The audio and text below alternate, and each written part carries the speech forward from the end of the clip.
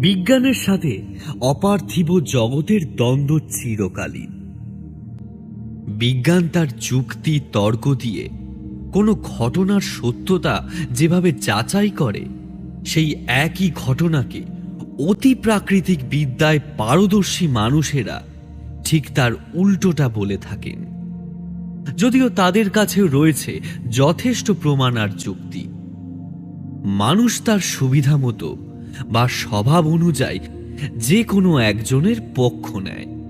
প্রায় বছর 15 আগে ঠিক এই রকমই একটা অভিজ্ঞতার মুখোমুখি হয়েছিলাম আমি আর আমার বন্ধু তীর্থ, পেশায় উকিল।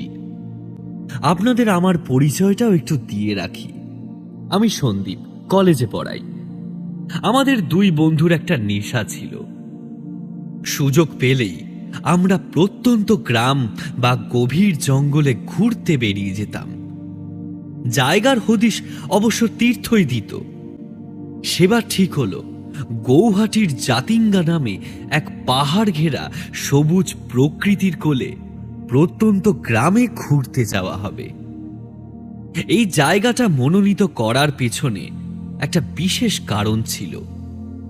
এই রূপসী গ্রামের পাহাড়ের আনাচে কানাচে লুকিয়ে আছে এক গভীর রহস্য। শোনা যায় অমাবস্যার রাতে এখানে এমন কিছু ঘটে যার কারণে পরের দিন সকালে সেখানে প্রচুর পাখির মৃতদেহ পাওয়া যায়। যদিও বিজ্ঞান এর জন্য প্রকৃতির পরিবর্তনকেই কারণ হিসেবে মানে, কিন্তু সেখানকার স্থানীয় মানুষের ধারণা যে কোনো বিশেষ অভিশাপের কারণে এই ঘটনা ঘটে।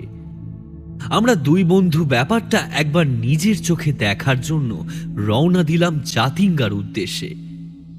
সেখানে গিয়ে যখন পৌঁছালাম তখন প্রায় বিকেল।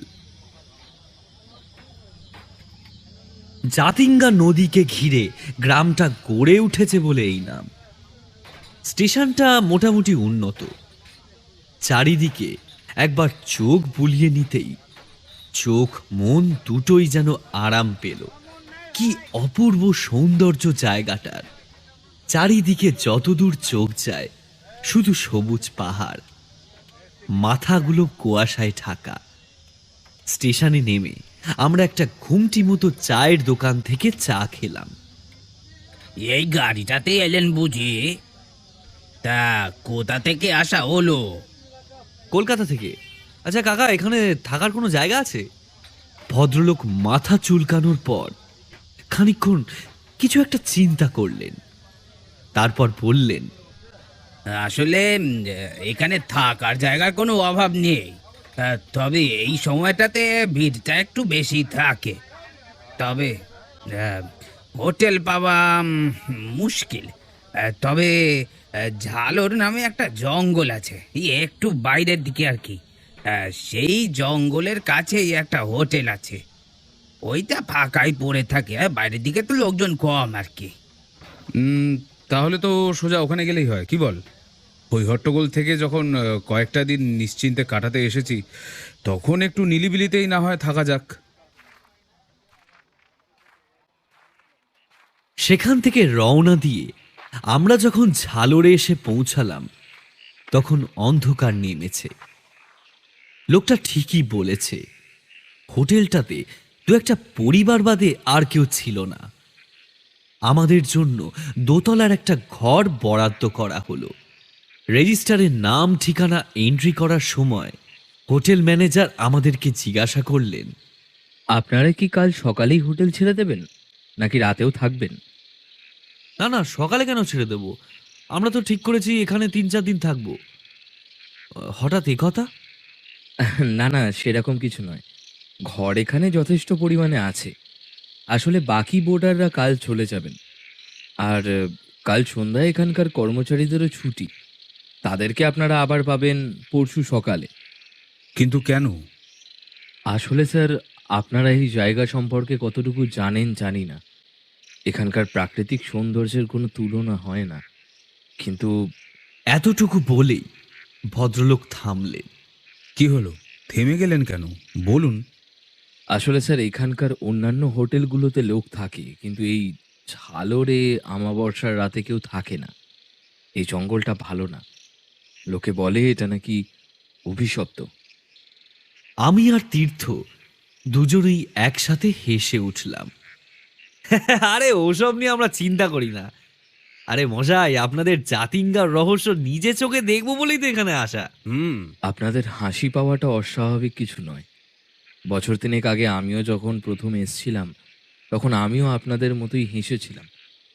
কিন্তু সে বছর আমার সাথে যা ঘটেছিল সেটা ভাবলে পরে আজও আমার রক্ত হিম হয়ে যায়। কতবার ভেবেছি চাকরি ছেড়ে চলে যাব, কিন্তু এই বাজারে বুঝতেই পারছেন।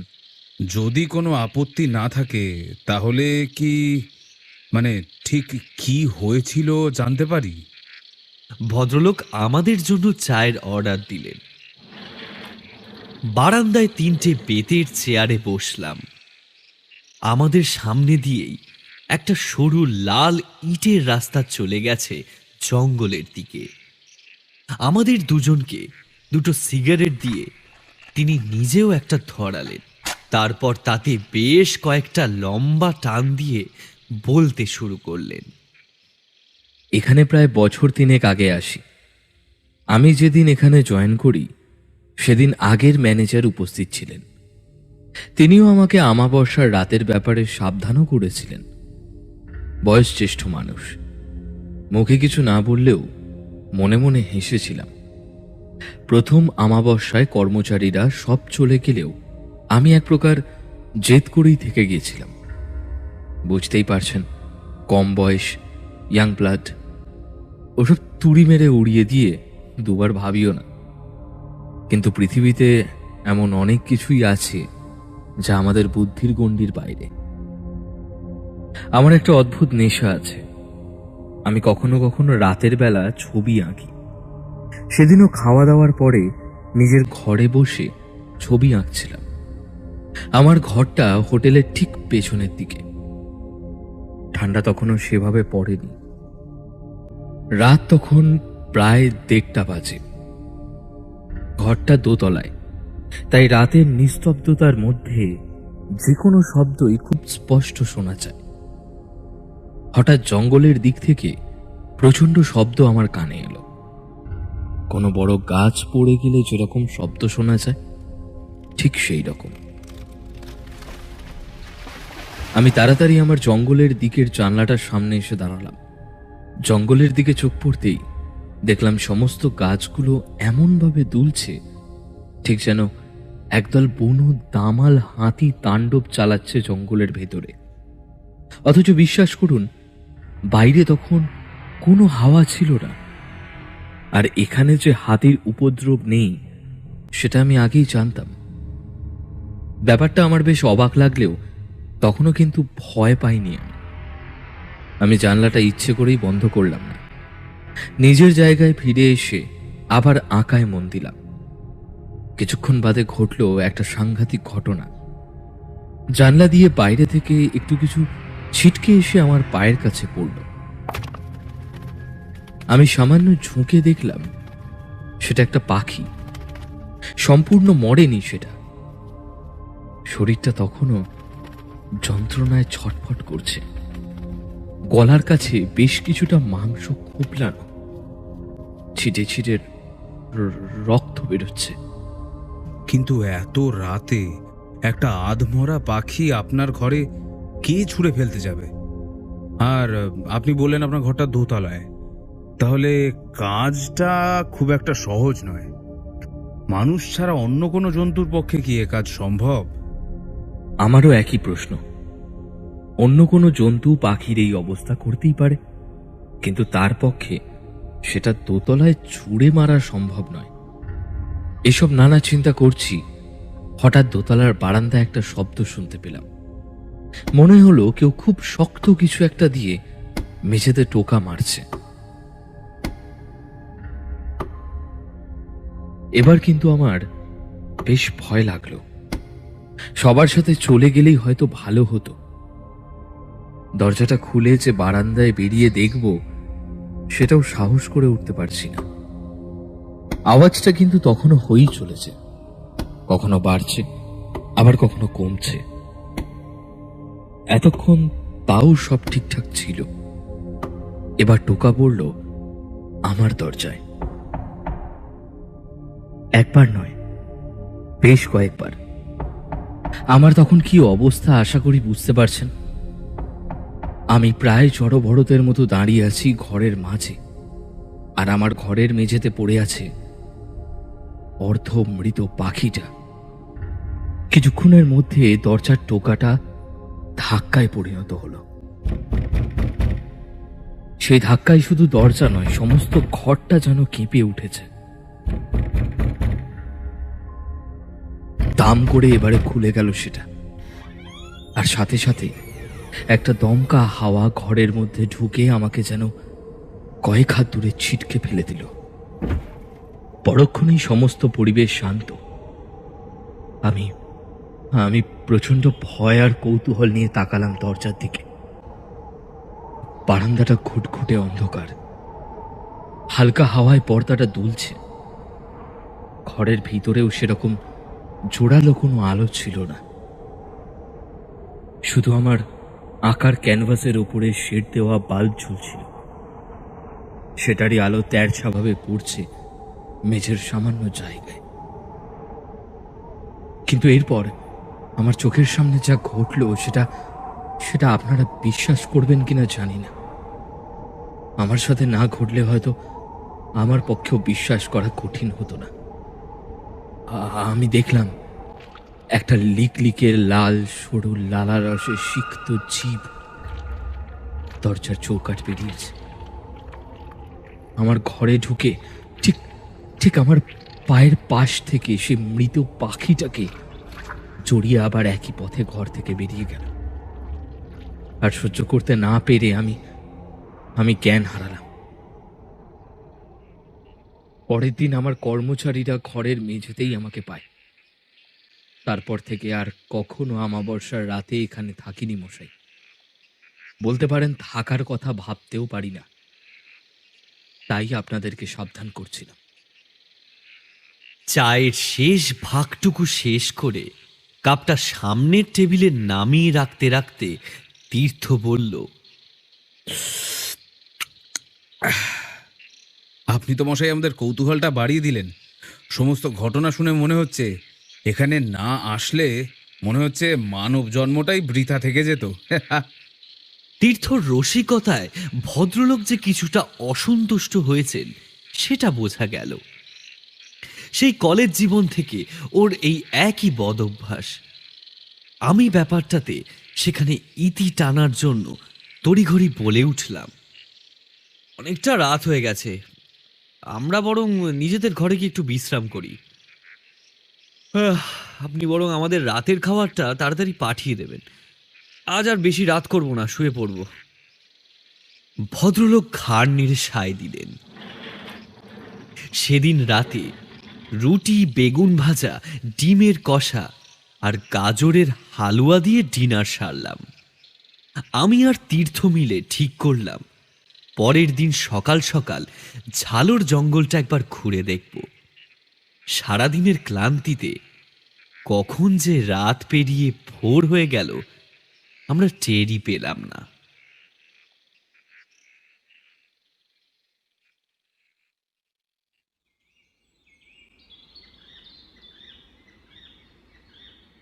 পরের দিন সকালে চা খেয়ে স্নান সেরে যখন নিচে নামলাম তখন সকাল প্রায় 8টা।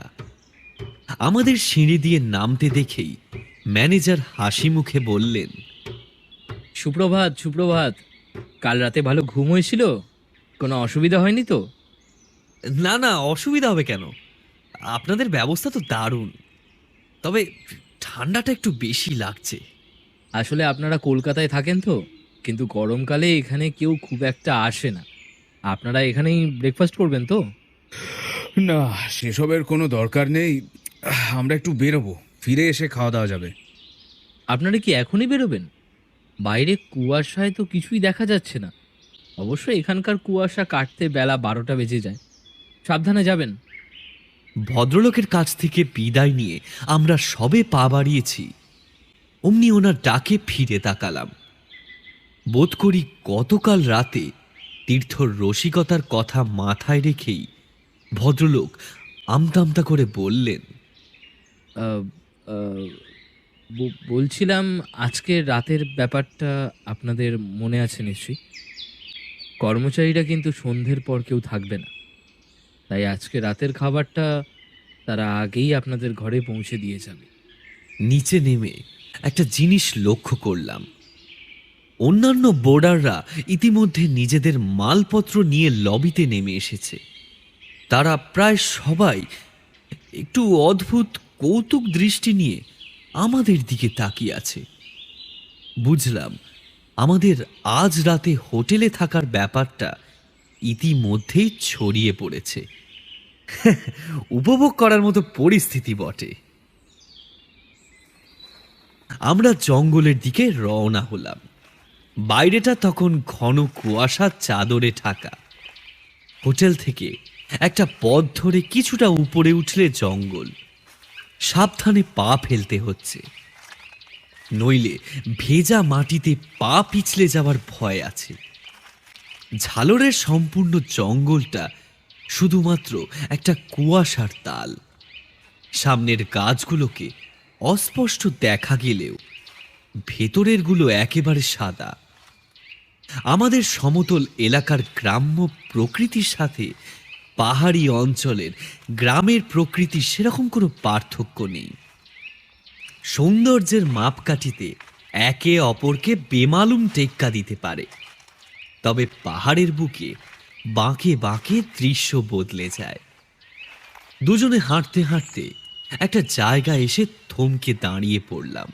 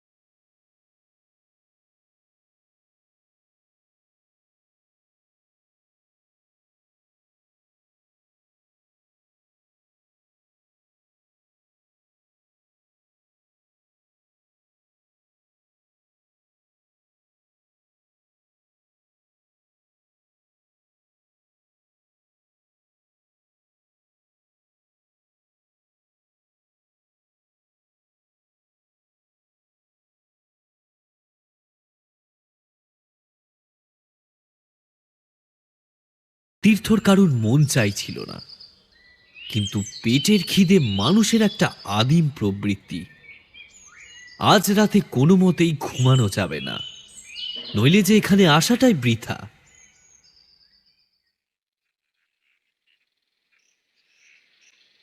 দেখতে দেখতে দুপুর গড়িয়ে বিকেল, আর বিকেল গড়িয়ে সন্ধ্যা নামলো জাতিঙ্কায়। সন্ধ্যাবেলাতেই একেবারে চায়ের সাথে রাতের ডিনার অগ্রিম পাঠিয়ে দেওয়া হলো আমাদের ঘরে। ম্যানেজার বাবু নিজে এসে হোটেলের মেন গেটের চাবি আমাদের হাতে দিয়ে বললেন, আমরা তবে চললাম। তালাটা ভালো মতো লাগিয়ে দেবেন, আর রাতে তাড়াতাড়ি খেয়ে ঘুমিয়ে পড়বেন। আপনি কোনো চিন্তা করবেন না। ভদ্রলোক বেরোতে গিয়েও একবার ঘুরে তাকালেন, হাত জোড় করে অনুরোধের ভঙ্গিতে বললেন, এখানে যখন থেকেই গেলেন তখন একটা অনুরোধ করব আপনাদের। রাতে কোনো রকম শব্দ হলে দয়া করে দরজা খুলে ঘরের বাইরে বেরোবেন না। আপনি বৃথাই এত চিন্তা করছেন। কাল সকালে এসে দেখবেন আমরা দুজনে ঠিক আছি, কেউ অজ্ঞান হয়ে যাব না। বলেই এমন বিশ্রীভাবে হাসল যে ম্যানেজার বাবু আর এক মুহূর্ত সময় নষ্ট না করে বেরিয়ে গেলেন। এখন এই সম্পূর্ণ হোটেলে শুধু নয়, মনে হয় এই গোটা এলাকাটাতেই মাত্র আমরা দুজন। আমাদের সাথে জেগে আছে ঝালর আর তার পক্ষী দল। শুরু হলো আমাদের রাত্রি যাপন। আমার মনের ভিতর কৌতূহলের সাথে কোথাও যেন একটা ভয় কাজ করছে। রাতে ঠিক কি কি হতে পারে সেই চিন্তা করতে গিয়েই একটু অন্যমনস্ক হয়ে পড়েছিলাম। আমার চিন্তায় ছেদ ঘটালো তীর্থ।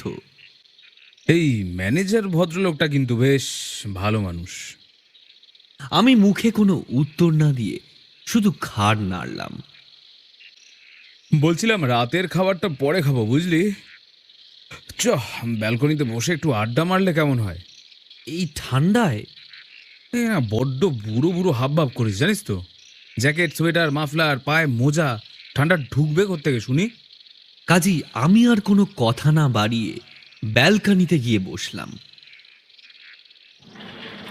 ঘরের আলোটা নিজের সীমা পেরিয়ে আমাদের গায়ে এসে পড়েছে। বেশ কিছুক্ষণ আড্ডা মারার পর হঠাৎ তীর্থ বলে উঠল, ধর, সন্ধ্যা পেরিয়ে তো রাত প্রায় 9টা বাজতে চললো। কই, এখনো তো কিছুই টের পেলাম না রে। তীর্থর মুখের কথা শেষ হলো না।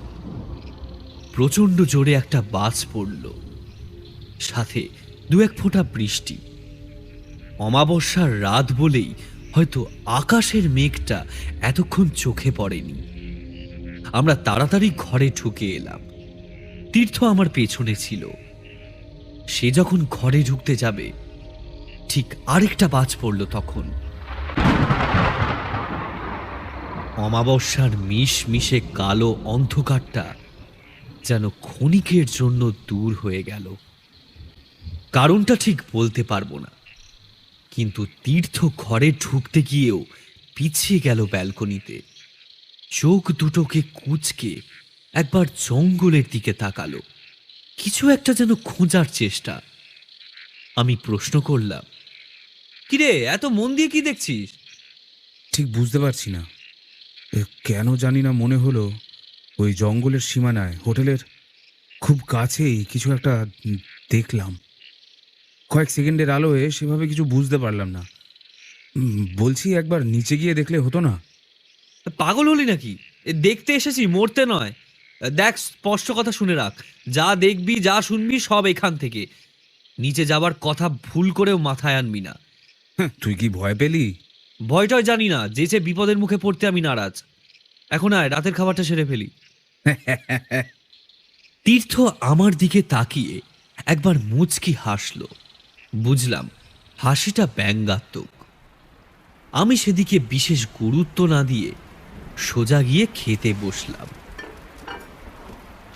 অবশিষ্ট মাংসের ঝোলে রুটির শেষ টুকরোটা চুবিয়ে সবে মুখে দিতে যাব, এমন সময় আমাদের ডান দিকের বন্ধ কাঁচের জানালাটাতে ধপ করে কিছু একটাতে বাড়ি খেয়ে নিচে পড়ে গেল।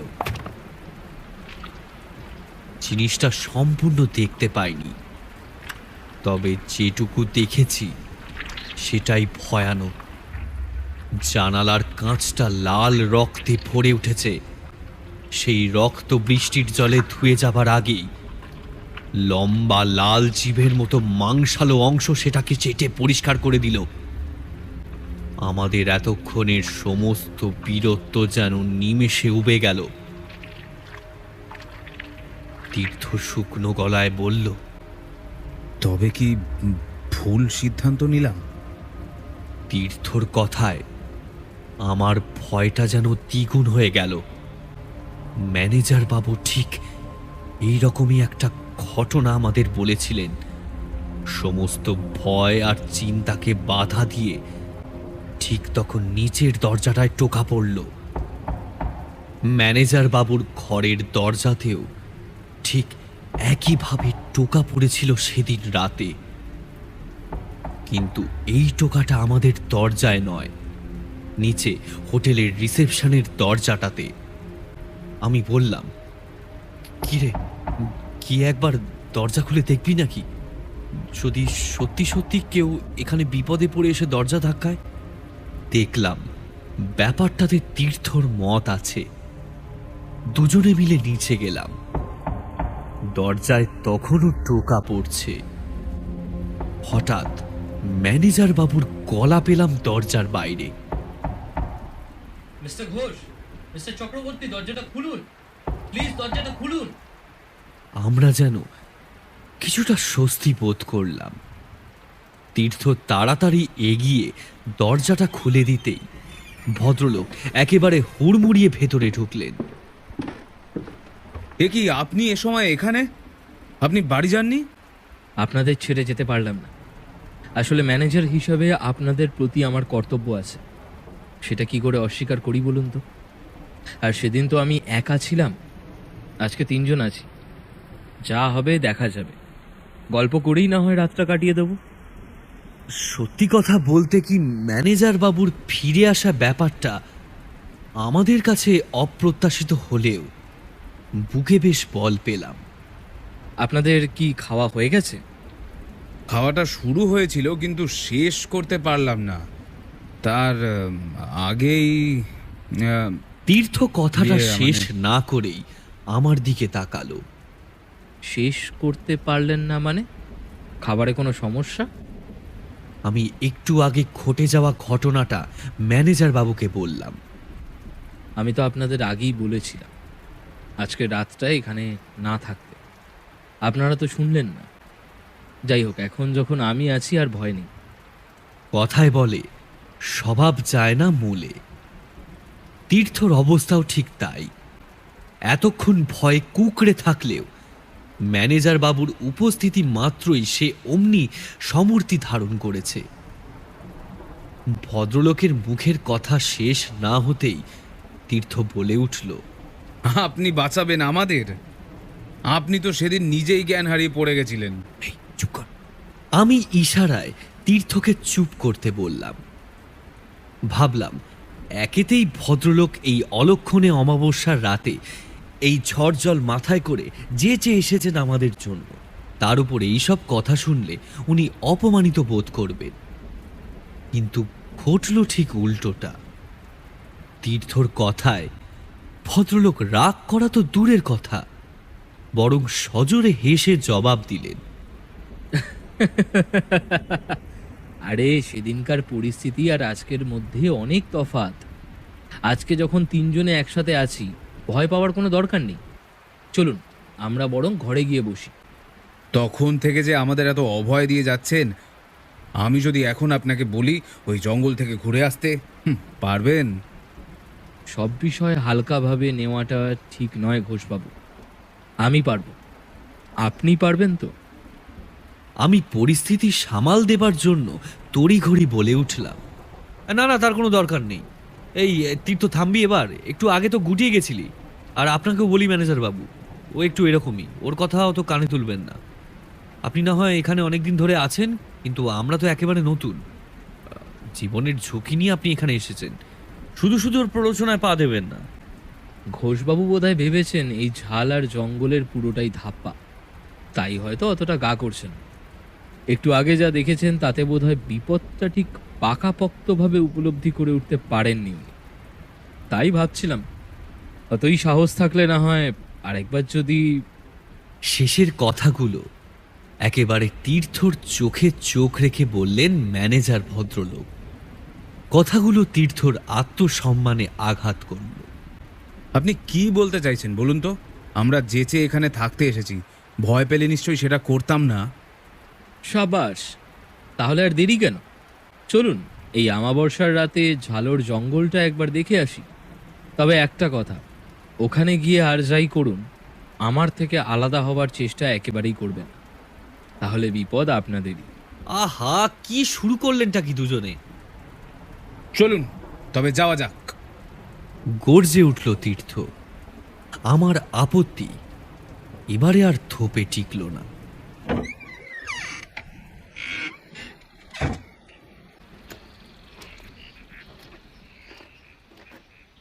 তিনজনে দুটো টর্চ হাতে নিয়ে আমরা পেরিয়ে পড়লাম। বাইরের বৃষ্টিটা ততক্ষণে ধরে এসেছে। তিনজনে চলেছি, ম্যানেজার বাবু সামনে আর আমরা পেছন পেছন। অমাবস্যার পরের দিন এখানকার নাগা আদিবাসীদের ঘরে ঘরে উৎসব লেগে যায়, মরা পাখির মাংস খাওয়ার উৎসব। তার নমুনা আমরা হোটেল থেকে বেরিয়েই দেখতে পেলাম। সমস্ত পথ জুড়ে যেখানেই আমাদের টর্চের আলো পড়ছে, সেখানেই কেবল নানান রকম মৃত পাখির দেহ পড়ে আছে। ম্যানেজার বাবু বললেন, এটা তো কিছুই নয়, রাত আরো বাড়ুক, মাঝরাতের এখানে শিলাবৃষ্টির মতো পাখির শরীর মাটিতে পড়ে। কথায় কথায় আমরা জঙ্গলের অনেকটা ভেতরে চলে এসেছি। সমস্ত জঙ্গলটা ঠিক একটা মৃত্যুপুরীর মতো লাগছে। ম্যানেজার বাবু মাঝে মাঝে পেছনে ঘুরে আমাদের দেখছেন। লম্বা লম্বা গাছগুলোর মাথার উপর চাদরের মতো আকাশটাকে ঢেকে রেখেছে। এতটা পথ নির্বিঘ্নে চলে আসার পর মনের মধ্যে সবেমাত্র একটু সাহস সঞ্চয় হয়েছে। এমন সময় ঠিক আমাদের পেছনে একটা শব্দ শুনতে পেলাম। কাদার উপর খুব সাবধানে হাঁটলে যেমন আওয়াজ হয়, ঠিক তেমন। আমি আর তীর্থ চমকে উঠে একবার পেছনে ঘুরে তাকালাম। ম্যানেজার বাবু কিন্তু নির্বিকার। অত্যন্ত স্বাভাবিক গলায় তিনি বললেন, আপনারা দুজন আমার সামনে আসুন, হামলাটা পেছন থেকেই আসে। ওনার মুখে এই কথাটা শুনে আমার হৃৎপিণ্ড তখন বাইরে বেরিয়ে আসার উপক্রম হয়েছে। কে হামলা করবে পেছন থেকে? না না, সামনে যাওয়ার দরকার নেই। আর আর ওর রাতে জঙ্গলের ভিতরে নানা রকম আওয়াজ হতেই পারে। আপনার কথায় ভুলে সামনে যাই, আর তারপর আপনি আমাদেরকে নিয়ে ওই উল্টোপাল্টা রসিকতা করুন আর কি। তীর্থর মুখের কথা শেষ হলো না, তার আগেই ওর পায়ের কাছে কি একটা থপ করে এসে পড়ল। দুটো টর্চের আলো সেদিকে পড়তেই দেখলাম একটা ঘাড় ভাঙা মৃত পাখি হঠাৎ একটা টর্চের আলো মাটিতে পড়ে গড়াগড়ি খেতে লাগলো। ওটা তীর্থর। কিরে? কিন্তু কিছু বলার আগেই ওর পাশের ঝোপের মধ্যে একটা আলোড়ন খেলে গেল, আর কানে এলো ওর মর্মান্তিক আর্তনাদ। আমি দেখলাম তীর্থর শরীরটাকে কেউ মাটিতে হিঁচড়ে নিয়ে যাচ্ছে অতি দ্রুত। সাথে সাথে ম্যানেজার বিদ্যুতের গতিতে আমাকে পেরিয়ে লাফ দিয়ে পড়লেন মাটিতে, তীর্থর হাত দুটো ধরার জন্য।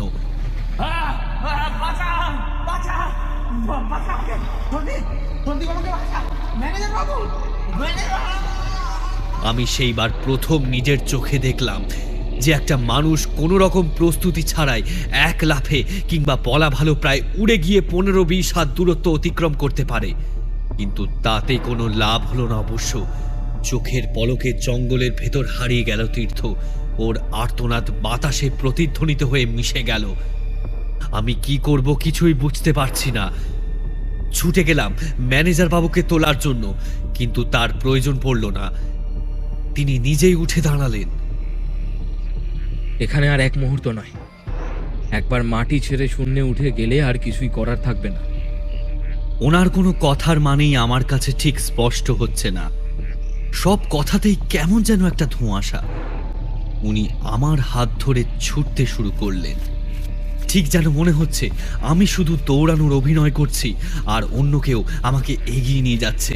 কিন্তু তীর্থ, ওর কি হবে? হঠাৎ আমাদের পিছনে ফেলে আসা গাছগুলোতেও প্রচন্ড তাণ্ডব শুরু হলো। ঠিক যেন একতাল দমকা হাওয়া ধাক্কা খেতে খেতে প্রচন্ড গতিতে ধেয়ে আসছে আমাদের দিকে। তার সাথে একটা কান ফাটানো বিশ্রী শব্দ। কোনো রাত চড়া পাখির চিৎকার বিকৃত হয়ে বহুগুণ বেড়ে গেছে। কোনো মতেই পেছনে ঘুরে তাকাবেন না সন্দীপবাবু, যেমন ভাবে চলছেন চলতে থাকুন। সাক্ষাৎ বিপদ যখন আপনাদের পেছনে, তখন তীর্থবাবু খুব কাছেই কোথাও আছে। আরো কিছুটা দূর এগোনোর পর আমরা একটা ক্ষীণ কণ্ঠস্বর শুনতে পেলাম।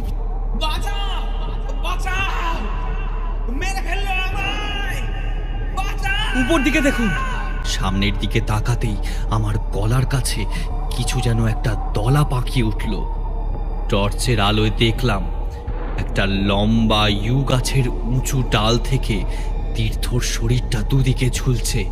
গলার ক্ষতস্থান থেকে রক্ত কানের পাশ দিয়ে গড়িয়ে পড়ছে মাটিতে। চোখ দুটো আধ বোঝা। আমি আলোটা নামিয়ে আনলাম সেদিক থেকে। ছেলেবেলার বন্ধুর মর্মান্তিক পরিণতি চোখে দেখা যায় না। তীর্থকে কি করে বাঁচানো যায় সেই নিয়ে ম্যানেজার বাবুকে প্রশ্ন করতে যাব, হঠাৎ তিনি আমায় এক ঝটকায় নিজের কাছে টেনে নিলেন। আর সাথে সাথে এতক্ষণ আমাদের পেছনে ছুটে আসা হাওয়ার কুণ্ডলিটা আছাড় খেয়ে পড়ল আমার জায়গাটাতে। ভদ্রলোকের অনুধাবন শক্তি দেখে আমি অবাক হলাম। যে রহস্যের টানে এখানে আসা, এবার সেই রহস্য উন্মোচনের পালা। তীর্থর শরীরটা তখনও ওইখানে ঝুলছে। চারিদিকে ছড়িয়ে আছে অসংখ্য পাখির প্রাণহীন শরীর। প্রকৃতি যেন এখন তার নিজের সৃষ্টিকেই রক্ষা করতে অক্ষম। আমাদেরকে মাঝখানে রেখে কিছু একটা প্রদক্ষিণ করছে চারিদিকে। চোখে দেখা না গেলেও তার উপস্থিতির শব্দ স্পষ্ট শোনা যাচ্ছে। যদিও অমাবস্যার রাত, তবুও আমার আর ম্যানেজার বাবুর হাতের টর্চের আলোয় চারিদিকটা অল্প হলেও নজরে পড়ে। কিছুক্ষণের মধ্যেই সবটা নিস্তব্ধ, কোথাও কোনো শব্দ নেই। তীর্থর গোঙানি শব্দটাও যেন আগের থেকে অনেক কমে এসেছে। আমি আর ম্যানেজার দাঁড়িয়ে আছি পাথরের মতো। শুধু আমাদের চোখ দুটো চারিদিকে ঘুরপাক খাচ্ছে কোনো অকস্মাৎ বিপদের সন্ধানে। হঠাৎ সেই নিস্তব্ধতা ভেঙে আমার পেছনে ঠিক ঘাড়ের কাছে শোনা গেল আবার সেই কোনো এক দানবীয় রাতচরা পাখির বিকৃত চিৎকার। ম্যানেজার বাবু সাথে সাথে এক ঝটকায় আমাকে মাটিতে ফেলে দিলেন। আমি শক্ত কিছু একটার সাথে হোঁচট খেয়ে গিয়ে পড়লাম। ভয় হোক বা অন্য কোনো কারণে আমি জ্ঞান হারালাম। চোখ দুটো বন্ধ হয়ে আসার আগে মাটিতে গড়িয়ে পড়া তির্যক টর্চের আলোয় দেখলাম ম্যানেজার বাবু কোনো এক অদ্ভুত কালচে রক্তবর্ণ প্রাণীর বিরুদ্ধে ক্রমাগত লড়ে চলেছে। হয়তো ঠিক মতো পেরে উঠছেন না, তাও হাল ছাড়বার পাত্র উনি নন। মাঝে মধ্যে আমার কানে ভেসে আসছে সেই রাত চড়ার তীব্র চিৎকার। শুরু হয়েছে মৃত পাখির বৃষ্টি। বেশ কয়েকটা আমার গায়ে এসেও পড়ল বলে মনে হলো।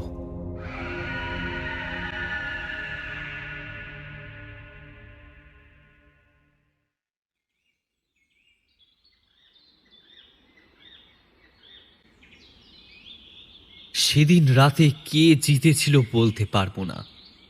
তার আগেই জ্ঞান হারিয়েছিলাম আমি।